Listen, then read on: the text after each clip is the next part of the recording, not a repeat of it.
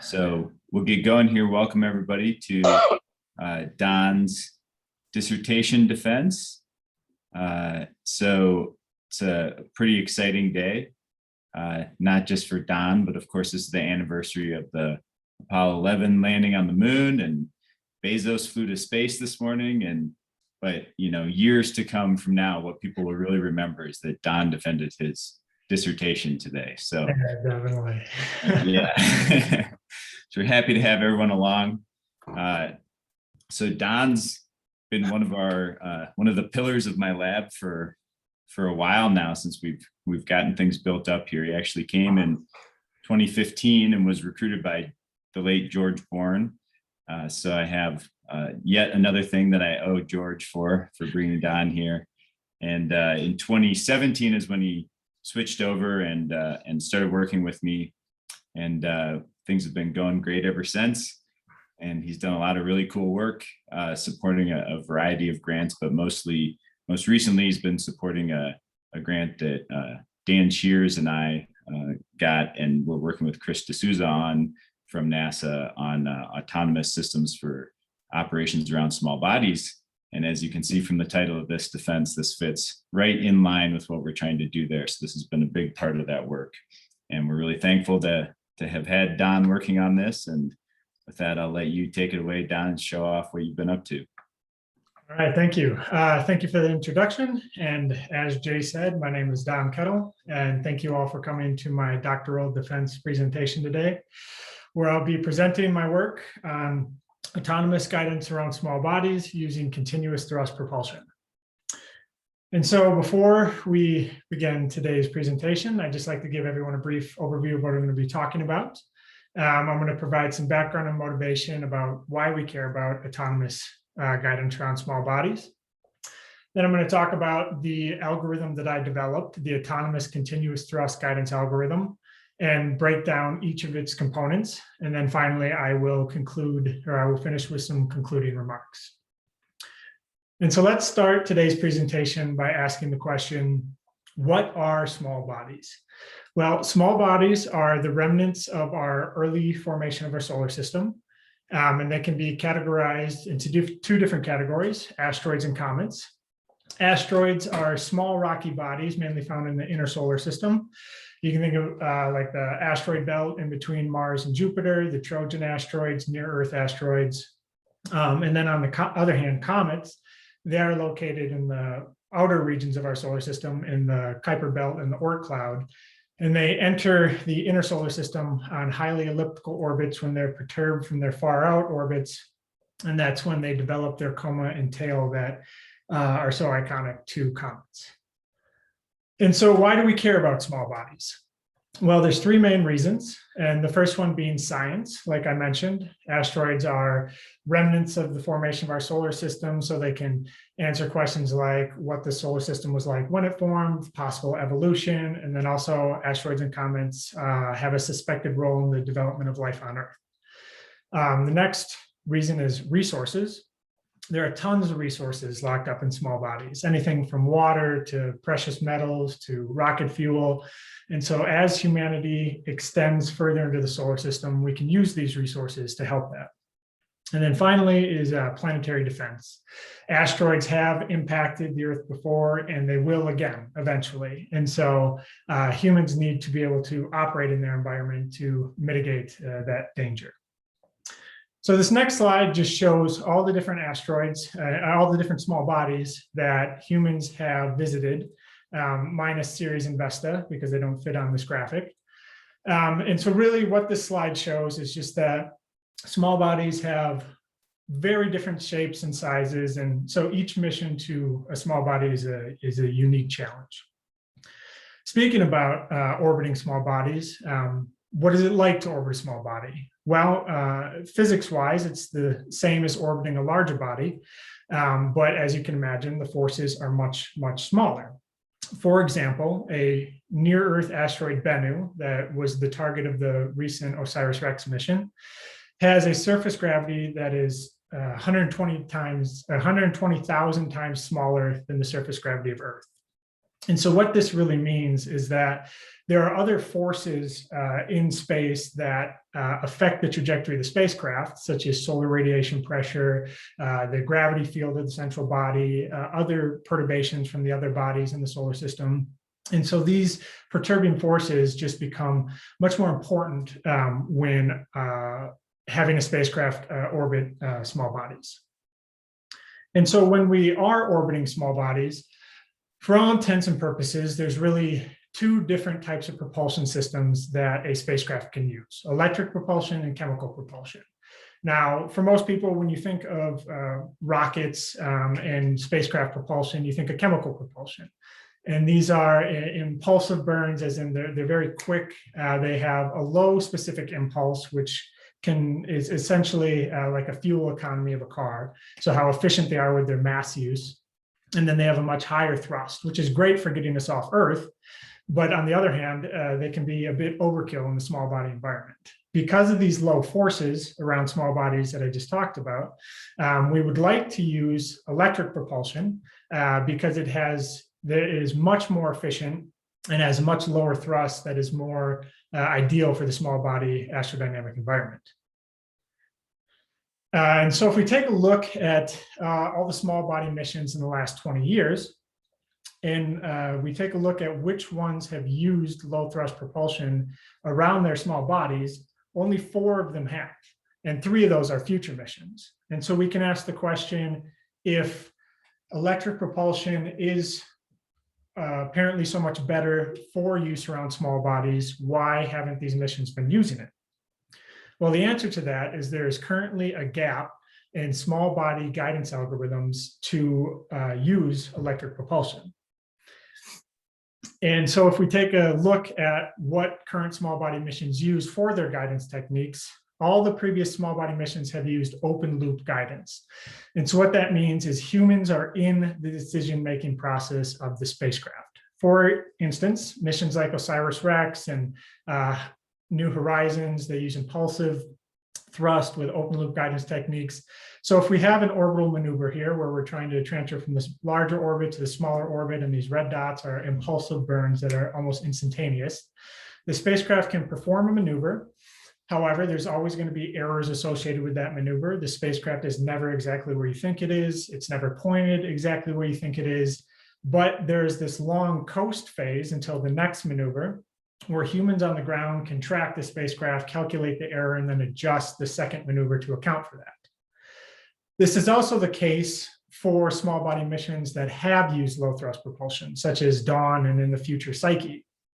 The small bodies that they're visiting are some of the largest small bodies, and the trajectories that they perform are many revolution trajectories. So this is the same orbital transfer as the previous slide, but instead of being able to directly transfer, the spacecraft has to essentially spiral in. And so this spiral is a very long trajectory. And so again, as the spacecraft is performing this maneuver, errors will build up, but humans on the ground are tracking those errors and can adjust the future aspects of this continuous thrust maneuver to account for those errors. However, as my research has shown, there are combinations of low thrust propulsion in small bodies that result in maneuvers that are less than 1 revolution, but are still these continuous thrust maneuvers that are too long for impulsive open loop guidance updates, but too short for many revolution open loop guidance updates. And so to actually execute these maneuvers in a real mission, the spacecraft needs to be able to account for these errors on its own, which is autonomous guidance. And so since there are no small body autonomous guidance algorithms that we can use right now, we can take a look at the literature that's out there for other continuous thrust closed loop guidance algorithms. And specifically what this research uses is parameterized guidance algorithms. And I'll go into why we chose this particular branch in the next couple slides. And so it's sort of just to summarize all this, there currently is no small body autonomous guidance algorithm that can perform the continuous thrust maneuvers associated with low thrust propulsion around small bodies when the maneuvers are less or around 1 orbital revolution. But this thesis states that autonomous spacecraft guidance is important and necessary for the future and continued success of small body missions. And so this work has developed an autonomous guidance algorithm that is capable of performing those maneuvers. So the next part of this presentation, I just want to go over a high-level overview of the autonomous continuous thrust guidance algorithm that I developed, just to give everybody a reference for what's going on as we dive into each of the different components of the algorithm. So the autonomous continuous thrust guidance algorithm, or ACT-G, fills this gap that I outlined in small body guidance algorithms. And this algorithm is ultimately to be designed to be used in a larger autonomous GNC system, and I'll speak to that on the next slide. The ACT-G algorithm consists of three main components: the continuous thrust maneuver targeting algorithm that plans the nominal maneuvers, the continuous thrust maneuver guidance algorithm that performs autonomous guidance on those maneuvers, and then the autonomous continuous thrust architect algorithm, which oversees the planning and execution of the continuous thrust missions. And that consists of a targeting sub-algorithm and a execution sub-algorithm. And I'll be going through all these throughout the presentation. This next slide shows the autonomous continuous thrust guidance algorithms I developed in a high-level flowchart. And so, as I mentioned, the ACT-G algorithm is designed to be used in a larger autonomous GNC system. And so it takes inputs from an autonomous navigation system, a higher level goal setting algorithm, which can either be autonomous on the spacecraft, or that actually could be humans on the ground if necessary. But essentially how this algorithm works is the higher level goal setting algorithm decides the spacecraft needs to get to a new orbit.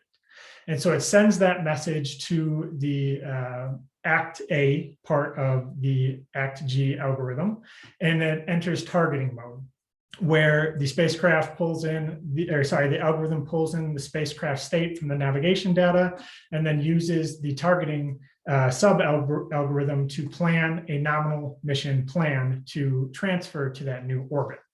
Once the nominal mission plan is complete, the algorithm switches over to execution mode and starts to execute the nominal mission plan. Now, throughout the nominal mission plan, there are a bunch of different guidance modes that need to be run to ensure that the nominal mission plan is achieved. And so throughout that execution, the ACT-E algorithm has to call the targeting algorithm to plan guidance maneuvers, call the guidance algorithm to perform guidance on those maneuvers. And this algorithm is also designed such that there is this feedback loop where if the spacecraft is performing the nominal mission plan and something goes awry, the execution algorithm can kick it back to the targeting algorithm to replan the mission given the spacecraft's current state. And so whether the spacecraft ultimately fails or succeeds, then that information is sent back up to the goal setting algorithm to decide what happens next. And so now that we have an understanding of how the ACT-G algorithm works, we're going to step through each of its components, starting with the guidance law that defines the continuous thrust maneuvers located at the heart of the ACT-G algorithm. So as I mentioned earlier, this research has leveraged parameterized guidance laws.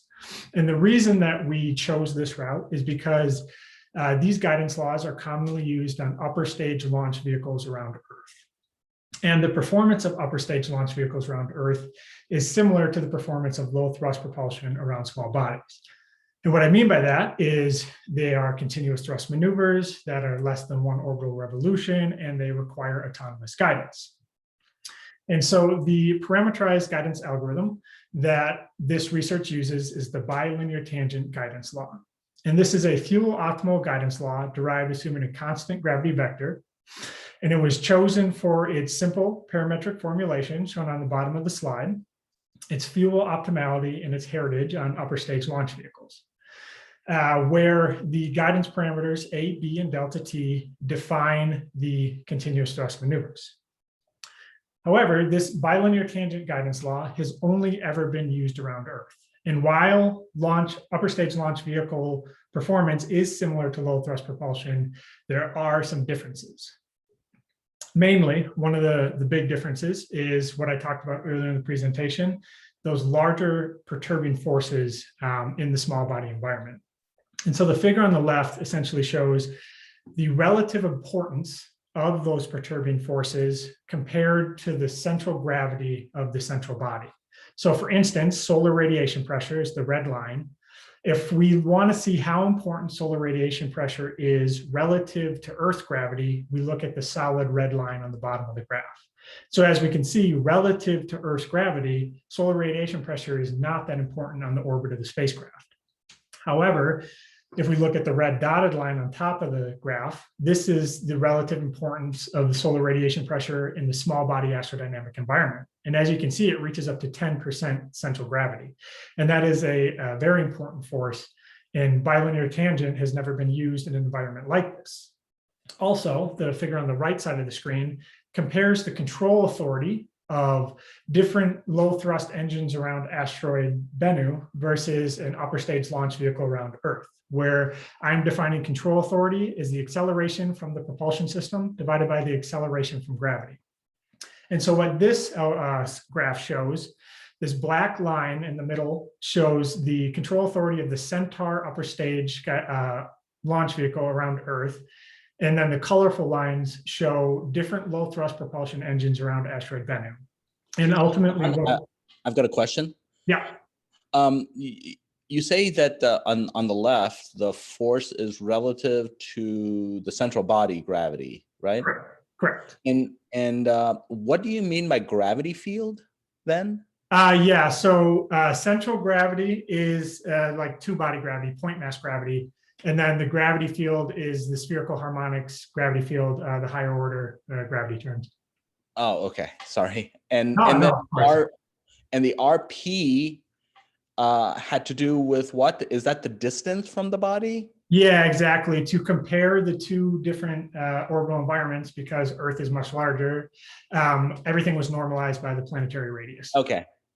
Okay. In reading your thesis, I wasn't quite sure what those axes were supposed to be. So thanks for clarifying it. Yeah, of course. And yeah, if there's any questions, please jump in at any point during the presentation for additional clarification. Thanks.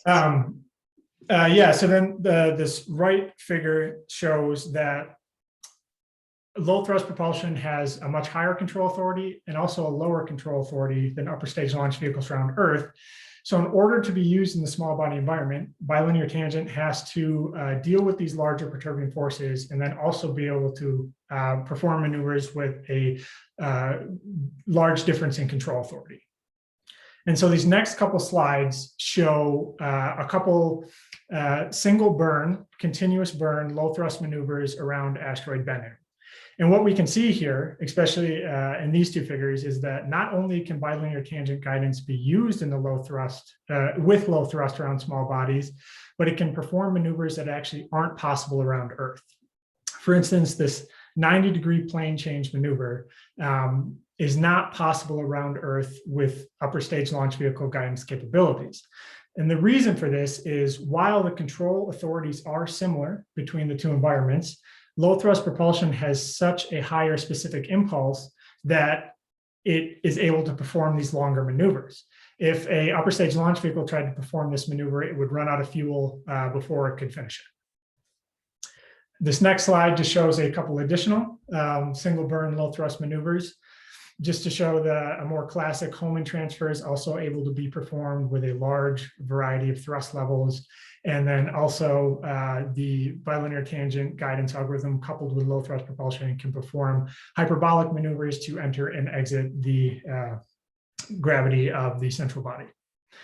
And so if we take a closer look at that 90-degree plane change maneuver with some specific low thrust engines, we see that using the next ion thruster, that maneuver was able to be performed for only 3.4 grams of fuel, which is very small and as quickly as only 5 minutes with the Hall thruster. And so for comparison, if the OSIRIS-REx spacecraft performed this maneuver, which the OSIRIS-REx spacecraft has chemical thrusters with a specific impulse around 230 seconds, it would need 62 grams of fuel, which is more than 18 times the next thruster. And so this shows why low thrust propulsion is such a great choice for these types of maneuvers in the small body environment. So moving forward, now that we know that the bilinear tangent guidance law can successfully be used in the small body environment, the next step is then developing a full maneuver targeting algorithm, which is the CTMT algorithm. So the CTMT algorithm finds constant thrust bilinear tangent maneuvers between two states or orbits, and it is capable of planning single burn maneuvers, which consist of one continuous burn arc, intercept maneuvers, which consist of a burn arc followed by a coast arc, and then burn coast burn maneuvers, which is a burn arc, a coast arc, a burn arc. And so this gives the algorithm a lot of different methods to transfer the spacecraft in the orbital environment. And at a high level, the CTMT algorithm consists of finding an initial guess and then converging on a final continuous thrust maneuver. The initial guess phase of the CTMT algorithm finds an impulsive maneuver and then turns that into an initial guess at the bilinear tangent guidance parameters. And then the convergence phase uses a Newton-Raphson predictor corrector algorithm to converge on the final bilinear tangent guidance parameters that define the continuous thrust maneuver. This approach allows for the high computational burden of continuous thrust trajectory optimization to be avoided, while still maintaining the optimal characteristics of the impulsive transfer using the bilinear tangent guidance law. And so this next slide shows a high-level flowchart of the CTMT algorithm. And so as we can see, it is called upon by the ACT-A algorithm, which specifies what type of maneuver we want to plan. And then it moves into the initial guess phase, and then the convergence phase. And all these different convergence options are the different predictor correctors that I will be discussing in the next couple slides. So taking a closer look at the initial guess phase, there are really two different initial guess algorithms, the single burn initial guess algorithm, and then the intercept and burn coast burn initial guess algorithm. And so if you think about just a single impulsive maneuver, the two orbits that maneuver connect have to be intersecting. And so the method I'm using to find the initial guess for single burn maneuvers is just finding the two closest points on two orbits and then finding the velocity difference between them. It's a very simple method, but with the Newton-Raphson predictor corrector, it is able to find continuous thrust, single burn continuous thrust trajectories. And then the intercept and burn coast burn maneuvers find optimal delta V optimal impulsive transfers between two states using a Lambert solver and then the BFGS optimization algorithm. And more information on these can be found in the dissertation. So once we have our initial guess, the convergence phase of the CTMT algorithm then takes that initial guess and uses a predictor corrector algorithm to converge on the final maneuver. And so the Newton-Raphson predictor corrector algorithm uses an error vector to find updates to a nominal control vector to zero out that error vector. This is found using a Taylor series expansion to find a relationship between the error vector and the control vector. And then neglecting higher order terms in the Taylor series expansion, we can get this linear update equation that finds delta U based on an error vector, where gamma is the Jacobian matrix that maps the changes in the error vector to changes in the control vector. And so as a visualization, this is how the predictor corrector algorithm works. Let's say we start at this green dot and we want to get to this yellow star. Well, we have to provide the algorithm some sort of initial guess. So we have some initial guess at some control history. And when we perform that control history in the dynamical environment, we find that we don't actually end up at our target and we have some error in our final state. And so we can use that update equation that I just outlined to then come up with a new control history. And now this one gets us a little closer, but we're still not quite at our target state. And then we perform, however many iterations we need, but eventually we'll adjust the control history in order to achieve our target state. Now, the reason we have to iterate is because Newton-Raphson predictor corrector is a linear algorithm and we're using it in a nonlinear environment. So as I mentioned, the CTMT algorithm can target a specific state or an entire orbit during its optimization. And so so examples of this is if we wanted to do a state-to-state transfer, this is shown on the leftmost figure. We want to transfer from the green dot to the blue dot. That's pretty straightforward. Or if we have the flexibility in our mission plan, we can also transfer from anywhere on this initial orbit to this blue dot, or from this green dot, transfer anywhere on this blue orbit. And then if our most flexible option is to transfer anywhere in this green orbit to anywhere on this blue orbit. And this is done by using orbital elements in our targeting algorithm. So the orbital elements that were chosen for this research were the modified equinoctial orbital elements, and that is due to their robustness to singularities in their equations of motion. And so the MEOEs are defined on the left side of the screen here, based off of classical orbital elements. And this L variable is the fast variable, or the one that changes with time. So it's essentially the MEOE's version of true anomaly. And then the equation on the right show the equations of motion of the MEOEs. And so this next slide shows the different predictor corrector options that I mentioned in the flow chart in the beginning of this section, and how they're able to target orbits from orbits or state to orbit, or any combination. And so how this works is the control vector of the Newton-Raphson predictor corrector has the nominal BLT, or has the BLT guidance parameters, A, B, and delta T, but then it also includes the true anomaly of the initial orbit. So the predictor corrector algorithm can adjust where the spacecraft leaves that initial orbit. And then if we look at the error vector, there is no true anomaly in the error vector, so the spacecraft can land anywhere on that final orbit. And then on the other end of the spectrum, if we look at state-to-state transfers, now the true anomaly is not in the control vector, so it cannot be adjusted. And the true anomaly of the final orbit is in the error vector, and so we have to achieve a specific true anomaly on the target orbit.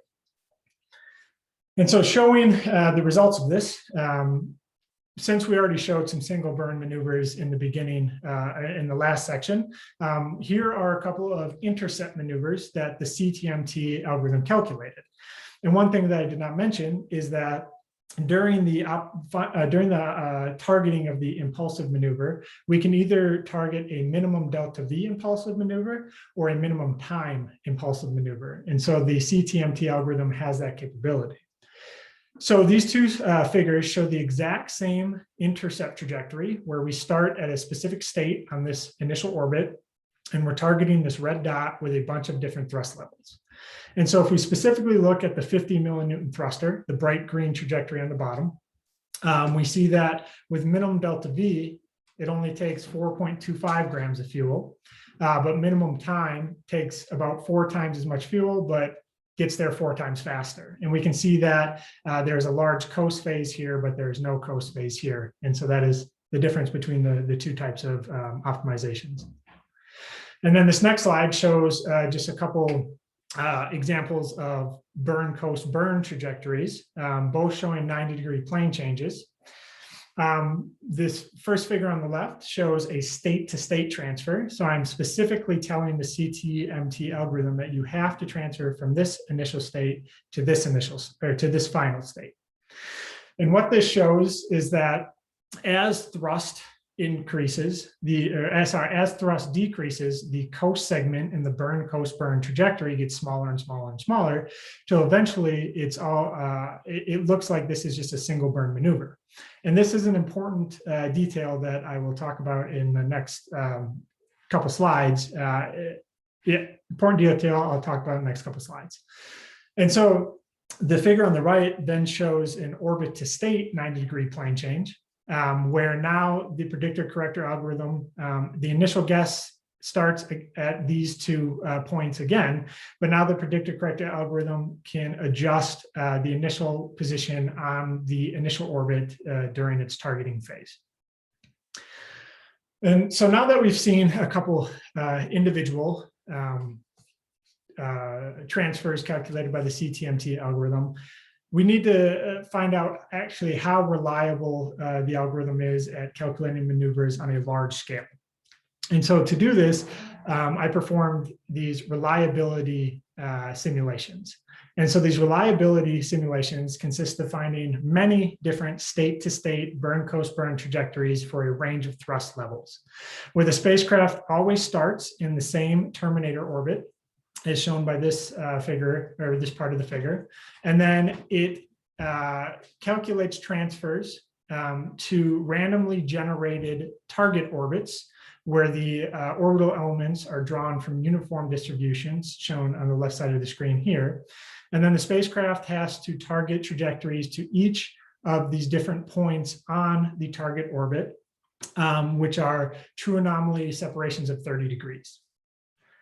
And so this next slide shows a result of one of these reliability simulations, where the figure on the left side shows the full n equals 1000 Monte Carlo simulation, where each dot in this figure represents a simulation shown on the right here. So the spacecraft starts in initial orbit, and then it has to calculate transfers to all the different places on the target orbit, with a maximum of 12. And so we can see here that pretty much with around asteroid Bennu, when the spacecraft has 20 millinewtons of thrust, it can transfer reliably to almost any orbit, which is awesome. But if we look at a slightly lower thrust level, so now we're down to 3 millinewtons, we can see that the convergence rate starts to drop. Specifically, the convergence rate starts to drop when you have a small semi-major axis. And this is one of the reasons that the results are portrayed in this method, so we can see trends in the individual orbital elements. And so what is happening with these this lower convergence rate in the small semi-major axis is essentially the spacecraft does not have enough thrust to make that transfer.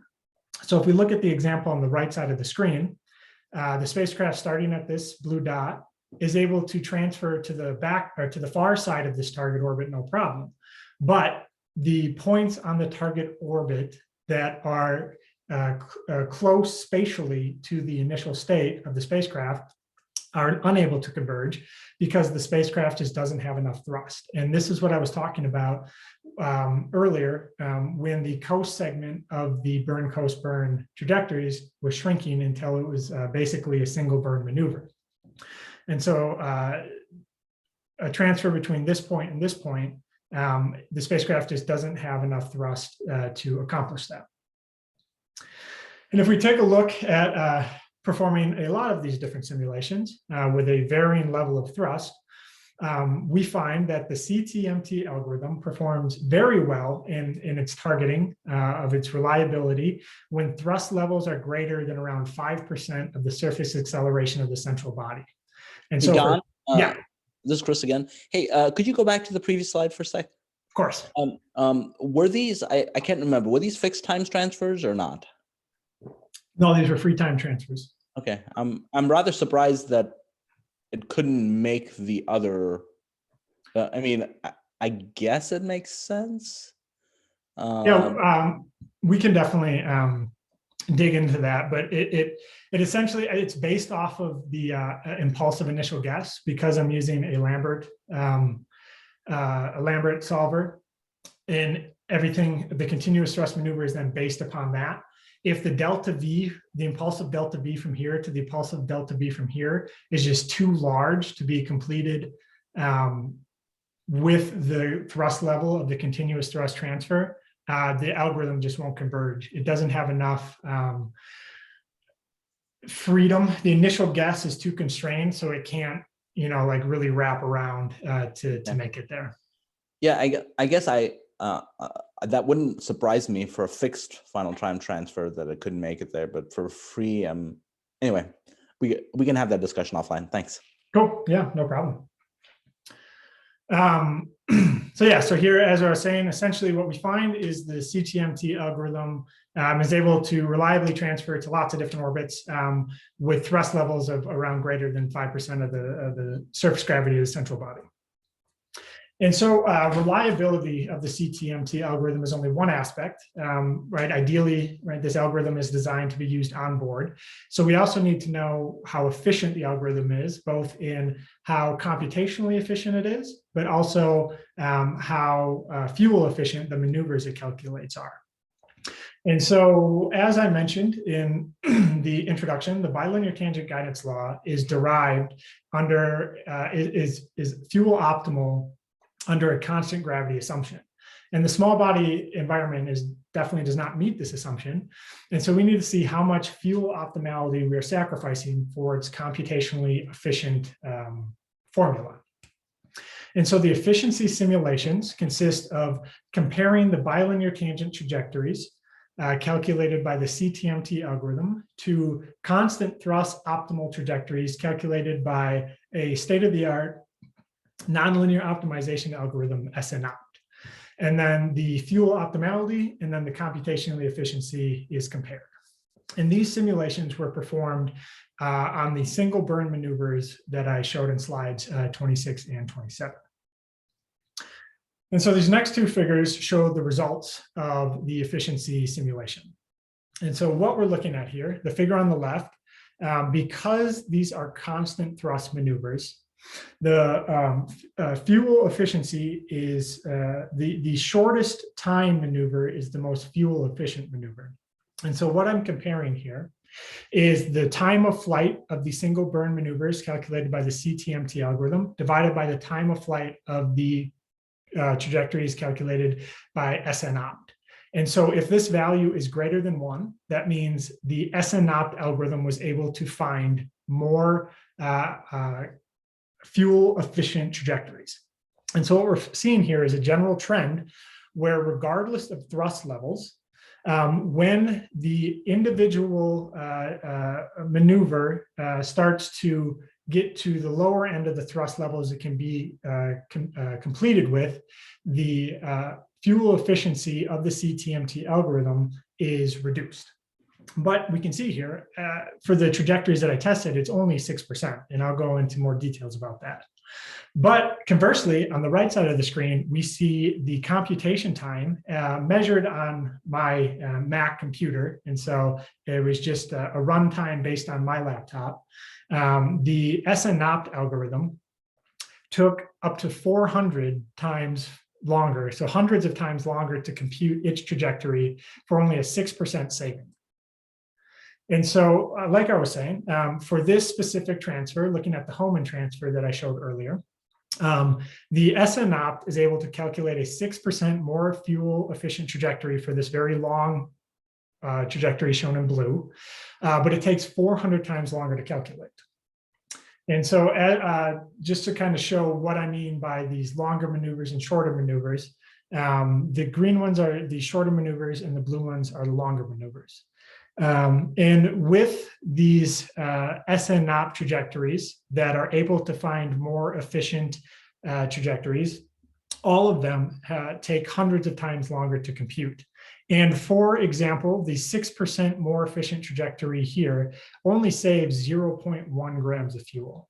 And so this really shows that the CTMT algorithm is able to calculate near optimal trajectories and oftentimes the optimal trajectory using the bilinear tangent guidance law for much faster time and uses much less computational resources. And so now that we have a maneuver targeting algorithm, we need to develop the guidance algorithm that can perform these maneuvers in the face of state and dynamic uncertainty. And so when executing maneuvers, there are two different types of uncertainty. You have state uncertainty and dynamic uncertainty. In state uncertainty or state errors, you think the spacecraft is at this green dot, so you plan some nominal trajectory to get to the yellow star. However, in reality, the spacecraft is actually at this white plus, and so if you were to perform your nominal maneuver, you would not reach your target. So your maneuver plan has to be updated with, in this case, a Newton-Raphson predictor corrector. Dynamic uncertainty is where, when we are operating space missions, we never fully know the dynamics of the system. Our mathematical models just can never 100% capture the dynamics. And so when you plan and execute a maneuver, eventually your spacecraft starts to deviate from your nominal mission plan until you breach some tolerance where, okay, I want to correct this maneuver now. And so at that instant, it essentially turns back into an initial state perturbation, and you update the control profile from this point to get to your target state. And so digging into the initial state uncertainty a little bit more, this figure on the slide shows what I'm talking about here. So there's some initial state perturbation, and the BLT parameters of the continuous thrust maneuver must be adjusted so that the spacecraft still achieves its target state. And so the CTMT algorithm uses the same Newton-Raphson predictor corrector algorithm. The CTMG algorithm, the guidance algorithm, uses the same Newton-Raphson predictor corrector algorithm as the targeting algorithm. And for the example shown on the slide, the control vector is just the bilinear tangent guidance parameters, and then the error vector is the full state of the target. And so these two slides that just popped up, the top one shows what the iteration process is like for the Newton-Raphson predictor corrector. So we start with some initial error, and then throughout the iteration process, the Newton-Raphson predictor corrector is adjusting the bilinear tangent guidance parameters till eventually it zeroes out the error, and we then achieve our target state. And then for this simulation shown on the right, the dotted lines show the nominal control profile, and the solid lines show the adjusted control profile. And so this essentially shows that the Newton-Raphson predictor corrector is able to alter the control profile by a decent amount to still achieve our target state. And so a more rigorous analysis was done using another n equals 1000 Monte Carlo guidance simulation on the single burn maneuver shown on the right side of the screen. So for this maneuver, the initial state of the spacecraft, shown by this green dot, was perturbed in both position and velocity, and then state-to-state and state-to-orbit guidance was performed to then correct those initial state errors to make sure we still achieve our target state. And so as an example, this shows a result of the state-to-state Monte Carlo analysis, where these black dots on the bottom represent the initial state perturbations, and then these light green trajectories represent the corrected trajectories that still converge on our target's position and also on our target velocity. Similarly, this shows a state-to-orbit guidance scenario. Well, now the initial state perturbations don't have to converge onto a single state. They can actually converge anywhere on the target orbit, as seen here in both position and velocity. And so when we ran, again, a bunch of these different simulations, a bunch of these different Monte Carlo simulations for increasing levels of perturbations, both in position and velocity, and these values are further explained in the dissertation, but just know that they are increasing. We see that state-to-state guidance, the convergence percentage decreases, and also for state-to-orbit, the convergence percentage decreases. But state-to-state converges, the reduction in convergence is much more dramatic in state-to-state guidance. And the backwards reachable subspace of the target state explains this. So when performing maneuver guidance, the backwards reachable subspace of a target state is very important. So in this maneuver, in this figure, this red dot is our target state. And the backwards reachable subspace is the set of states that can reach this target in some finite amount of time. And so this figure portrays the full 6-dimensional backwards reachable subspace, both position and velocity, through its 15 different hyperplanes, because we cannot visualize a 6-dimensional space. So we have X and Y, or Y and X, Z and X, and all the different combinations. And what we can see here is that the backwards reachable subspace of a target state using constant thrust maneuver is fairly complex, with necking regions and these very interesting shapes in certain hyperplanes. And so if we overlay those perturbations from the guidance simulations on top of the backwards reachable subspace of the target state, we see that these larger perturbations actually result in initial state perturbations that lie outside the backwards reachable subspace of the target state. And so this is why the guidance algorithm had reduced convergence efficiency for those larger perturbations. And then this next backwards reachable subspace shows the backwards reachable subspace of a single state, shown in orange, this blob in orange, versus the backwards reachable subspace of an entire orbit, which is the black. And so what this shows is, as you can imagine, the backwards reachable subspace of an entire state, of an entire orbit, is much larger than the backwards reachable subspace of a single state. And this explains why state-to-orbit guidance is able to converge on much larger state perturbations than state-to-state guidance.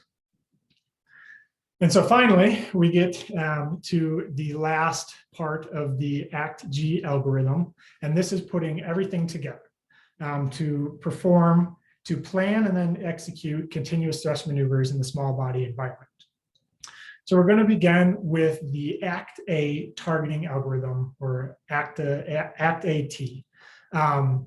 The ACT-AT algorithm uses the CTMT algorithm to sequentially plan continuous thrust missions that consist of burn segments when the spacecraft is thrusting, coast segments when the spacecraft is just ballistically coasting, and then station keeping segments where the spacecraft must actively maintain a desired orbit.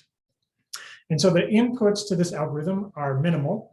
From the higher level goal setting algorithm, or human, all it requires is a list of target states and associated times, the type of targeting, so targeting an orbit, targeting a state, or targeting a position, and then a loiter times where the spacecraft has to spend a specific amount of time in an orbit.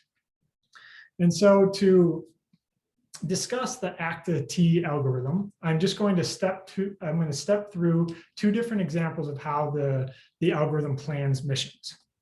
So if there are no time constraints, the spacecraft starts in this gold orbit at this position, and if there are no time constraints, it starts in this gold orbit, it wants to transition to orbit B and then to orbit C. If there are no time constraints, the spacecraft simply finds the optimal maneuver between target A and target B, and then just has the spacecraft coast to that position. And then it finds the optimal transfer between target B and target C, and again, just has the spacecraft coast to that position. So with no time constraints, the nominal mission plan is essentially individual optimized transfers connected by coast connections along the nominal orbit. Now, when there is a time constraint, here the spacecraft starts at this position at T0 and wants to get to the yellow star by TF. It starts again by finding the optimal free time trajectory, or intercept in this case, from this initial orbit to this yellow star. And then it calculates how many station keeping revolutions it needs to make to get to this, the initial starting position of the optimal maneuver. However, because the timing will never line up exactly right, because this is a time constrained problem, we round that number down to the nearest 0.5 to just put the spacecraft in the vicinity of this optimal trajectory starting position. Then additional searching is done forwards and backwards from this nominal position with optimal fixed times transfers to find the minimum fuel fixed time transfer that will get to the target state by the specified time. So then the last step is just performing that time optimal transfer. And so an example of this process of stitching these trajectories together can be seen in the figure on the slide, where the spacecraft was directed, or the ACT-T algorithm was directed to find a transfer between a 1.5 kilometer terminator orbit to a 45-degree incline 2-kilometer orbit with a 1,000 kilogram spacecraft and 5 millinewton thruster. And so this shows the results on the slide, where we have station keeping segments, coast segments, and burn segments. This transfer only takes 2.7 grams of fuel and only took 53 seconds to calculate on my laptop. So then moving forward, after we have calculated our nominal mission plan, now we have to execute our nominal mission plan. And so the ACT-E algorithm takes the following inputs from ACT-T, the events, so the segments, the burn coast, the coast, the station keeping segments, any times associated with those segments and states, and also guidance parameters. And at a high level, the ACTA-E algorithm has four different guidance modes. There's station keeping guidance, there's coast guidance, there's burn guidance, and there's pre-burn guidance. And the next couple of slides will just be stepping through all of these. So first up is station keeping guidance. Station keeping guidance is responsible for keeping the spacecraft adhered to a desired orbit. And the methodology used in this research is a time-based approach where the spacecraft uses the CTMT algorithm to calculate a state to orbit transfer every delta TK seconds as it's orbiting around this orbit. And so if we look at this example shows why station keeping guidance is necessary. So in the full dynamics of small bodies with solar radiation pressure and asymmetrical gravity fields, if we just leave a spacecraft to coast in an orbit, it very quickly deviates from that orbit and almost impacts the asteroid after 3 revolutions. However, using the ACTA-E's station keeping guidance, a n equals 100 Monte Carlo simulation was performed, where the initial state of the spacecraft was perturbed by a large amount, up to 250 meters and 2.5 centimeters per second. And it was able to regain the target orbit and then keep the spacecraft in the target orbit as shown by this error plot. So the spacecraft starts with a lot of error, but then gets it under control and maintains it. And so in this simulation, the average fuel usage with a 5 millinewton engine with 2000 specific impulse used an average of 3.45 grams of fuel. And so with my algorithm, the spacecraft could maintain this orbit for 8 years with only a kilogram of fuel, which is a very promising result. So next is burn guidance. And this is what I talked about in the CTMG algorithm. And so I'm not going to go into too much depth here. But one thing that the ACTA-E algorithm does is it uses that backwards reachable subspace of the target state of the maneuver to decide whether to use state-to-state guidance or state-to-orbit guidance. If the initial perturbation of the spacecraft at the start of the maneuver is outside the backwards reachable subspace of, it uses state-to-orbit guidance. If it's inside, it uses state-to-state guidance. Next is coast guidance. And so this is where the spacecraft is just ballistically coasting. It's not station keeping, it's coasting. Hey, Don, I've got a question. Yes. Could you go back a slide? Yeah.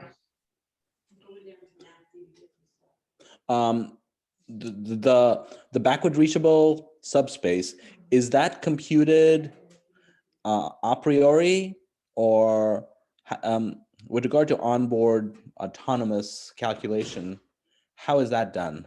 Totally. So yeah, currently how I calculate this, and I'm going pretty fast because I know I'm running late on time, but it's currently a fairly computationally expensive method. And so in this form, it would have to be calculated a priori.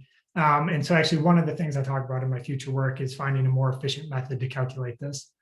So for this particular method where I'm using alpha spaces to bound it, this took like a couple minutes to calculate. And so ideally we would want something that's faster so it could be updated regularly. So there's kind of 2 aspects of it. One is to get the reachable subspace, right?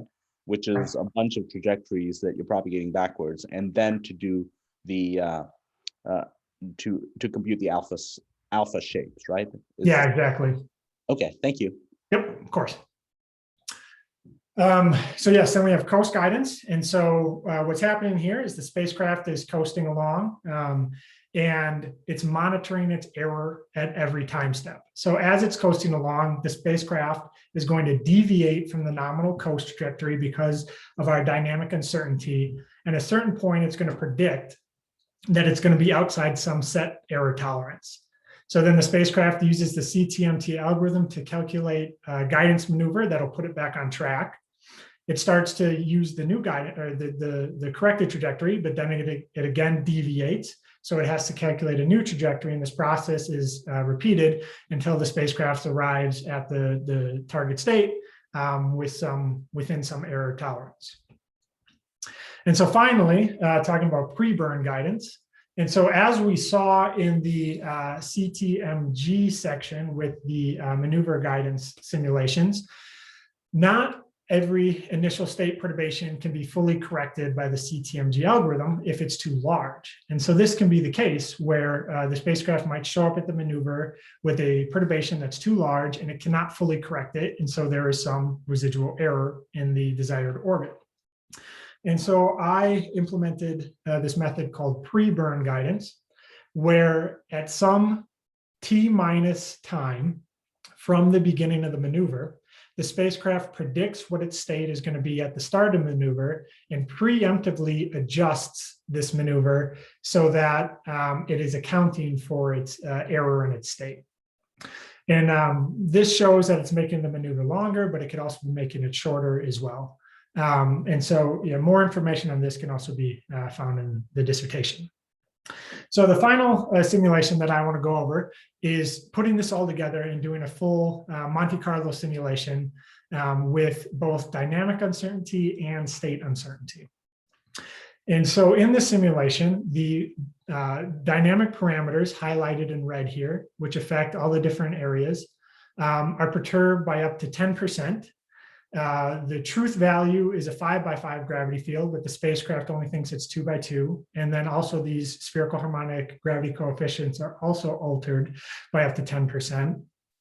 The initial state of the spacecraft is perturbed by up to 200 meters and 2 centimeters per second. And then randomly throughout the simulation, the spacecraft state is again perturbed by up to 50 meters and 5 millimeters per second, 3 different times. And so using these values, the first step was to give the ACTA algorithm its mission targets. And so for this mission, it's fairly convoluted. The spacecraft starts in a circular 1.5 kilometer terminator orbit at this green triangle. And then it must intercept this red dot 4.5 days after the spacecraft's initial epoch. Then it must transfer to this 2.5 equatorial orbit. Then it must intercept this gold dot after 9.5 days from the initial epoch. And then finally, it must end in a 2 kilometer terminator orbit. So this next slide shows the nominal mission plan that the ACTA-T algorithm calculated. And as you can see, there's a lot of different station keeping coast burn segments that comprise this plan. And this mission plan requires 9.4 grams of fuel for a 1,000 kilogram spacecraft using a 5 millinewton thruster with a specific impulse of 2,000 seconds. The impulsive trajectories that were used to seed this continuous thrust trajectory used a total of 18.11 centimeters per second. So for the OSIRIS-REx spacecraft to perform this maneuver, it would require over 80 grams of fuel, which is around 9 times more than the low thrust engine that I used. So what's interesting to note, and this really shows why autonomous closed loop guidance is so necessary with these continuous thrust maneuvers, is because if that nominal mission plan I just calculated was performed in an open loop fashion where no updates were applied throughout the course of the maneuver, it actually results in the spacecraft being ejected from the Bennu system, which is never good. And so when we use the ACTA-E guidance algorithm, we see that the spacecraft does achieve the nominal mission plan, even in the face of all those state and dynamic uncertainties. So for this plan, the intercept tolerance was 10 meters, and this figure on the left shows the error of the spacecraft with regards to the nominal mission plan over the course of time. So it starts with a large station keeping error that is reduced, and then there's coast error that needs to be corrected, and then the green segments here show the intercept coast segments, and you can see that there are a lot of adjustments here as well. So the guidance algorithm is working. And then this was performed 100 different times with random state perturbations and dynamic uncertainty in an n equals 100 Monte Carlo simulation, where the black dots here represent all the initial states of the spacecraft, and the black dots here represent the final states after performing the maneuver. And as we can see here, even in the face of all this uncertainty, all the trajectories stuck to the nominal mission plan, and all of them still converged on our intercept targets. This next slide just shows more statistics from the simulation. Again, we can see here the position and velocity as a function of time.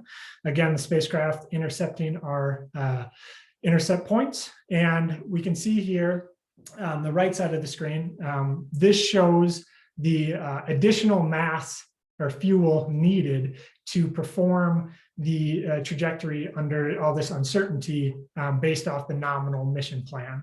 So the nominal mission plan required 9.4 grams. Most trajectories only needed around 3 or 4 more grams, but a couple needed around 8, which is still very small because we're using low thrust propulsion. And then this last slide just shows the error statistics of our 2 intercept points and that they meet. Hey, Don, yes. Chris yes. again. Do you have any thoughts as to why the nominal was greater than the? Sorry, so this is just like, this is delta M. So this is like plus the nominal plus this much mass. Oh, okay. Okay, thank you. Yeah, of course. Sorry, I could have stated that better. So then, yeah, these following slides just show the intercept error and shows that they all are within our tolerances that we set. And so to wrap everything up, in summary, this research, the goal was to develop an onboard autonomous guidance algorithm that is capable of planning and then executing continuous thrust maneuvers in the small body environment. And this research combined aspects of spacecraft guidance algorithms, continuous thrust maneuvers, and spacecraft autonomy, and implemented them in the small body environment. So the key contributions of this research was implementing a constant thrust bilinear tangent guidance law in a new orbital regime and showing that it successfully worked. As far as maneuver targeting goes, I had developed an efficient delta V optimal impulsive maneuver targeting algorithm. I rolled that then into a versatile constant thrust maneuver targeting algorithm that is capable of near optimal maneuvers up to 400 times faster than current nonlinear optimization algorithms. And then I combined all those methods to develop an efficient continuous thrust mission planning tool that is capable of planning complex missions. And then in spacecraft guidance, I developed a constant thrust maneuver guidance algorithm capable of state-to-state and state-to-orbit guidance. I identified the correlation between the backwards reachable subspace and constant thrust guidance performance. And then finally developed an efficient and adaptive autonomous guidance algorithm that can execute constant thrust maneuvers in the small body environment. In the face of all those accomplishments, I feel lucky to have been involved in this research because I feel like it has also opened so many doors for future work. As far as the full autonomous GNC system that the ACT-G algorithm is part of, the autonomous navigation aspect still needs to be developed with things such as OpNav, and also that autonomous decision-making algorithm would be a great research pursuit to really make the decisions of why we want to get to certain orbits. As far as more algorithmic specific future work, currently I do sequential mission planning that I talked about. It would be really interesting to try to do some sort of global mission planning where the optimality of the whole continuous thrust mission plan is taken into account. One of the things that would really help this is getting a better initial guess at the bilinear tangent parameters used to seed the predictor corrector algorithms. Right now, I use a very simple initial guess. Having something a little more realistic would help with convergence, and it also would help with performing multi-revolution maneuver targeting. And then finally, my algorithm as it stands is not able to implement orbital constraints in the optimization process. And so that is something that would definitely need to be done before using this in a real world scenario. And then finally, there's a couple additions to the maneuver guidance.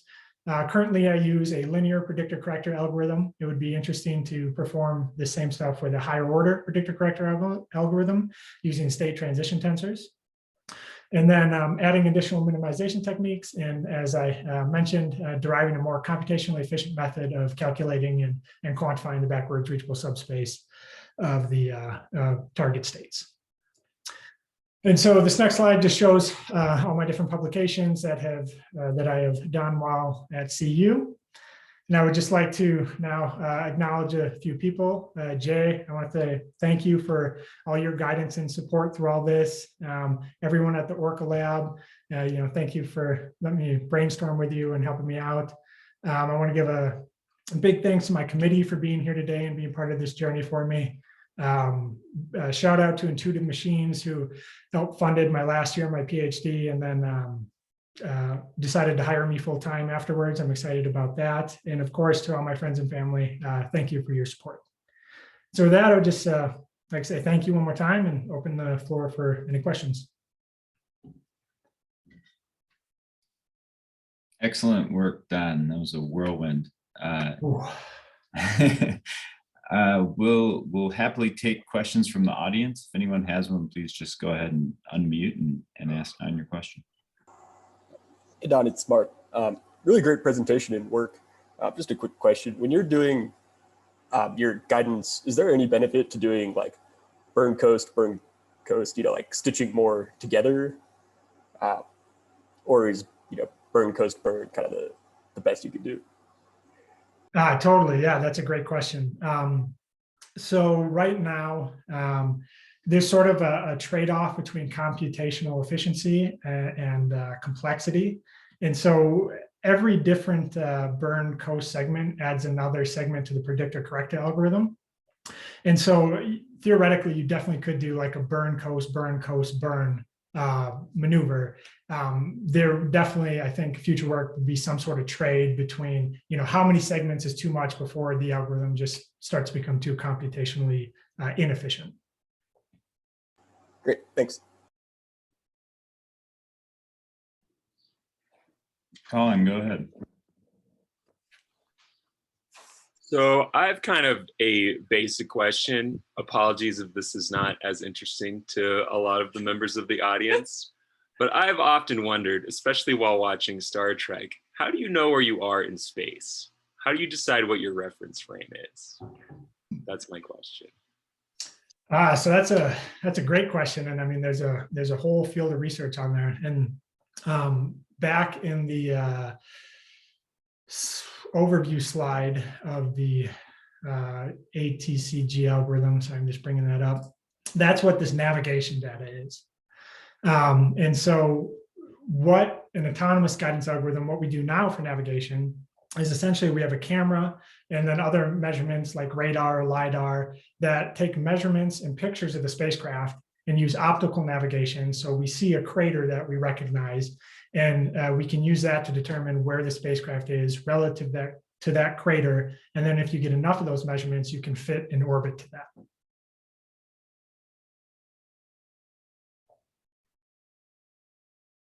Thanks, Don.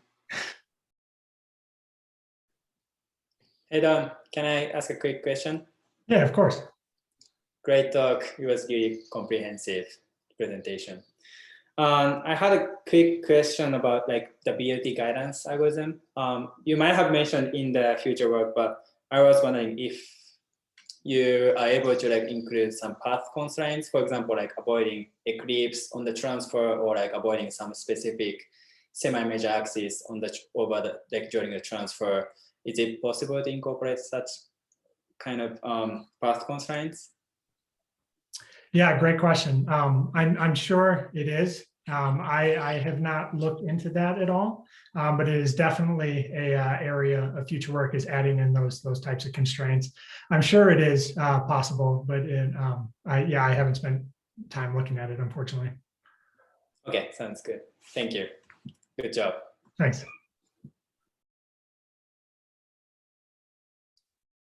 Any other questions from the audience?